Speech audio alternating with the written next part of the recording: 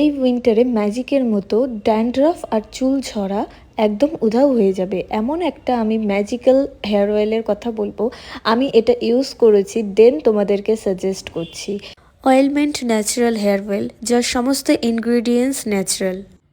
অয়েলটা ইউজ করার আগে ফার্স্টে শেক করে নেবে, এরপর স্ক্যাল্পে আর ফুল হেয়ারে আস্তে আস্তে করে ম্যাসাজ করে নেবে। তেলটা ম্যাসাজ করার পর 10 মিনিট অবধি রাখবে, দেন তোমরা শ্যাম্পু করে নেবে।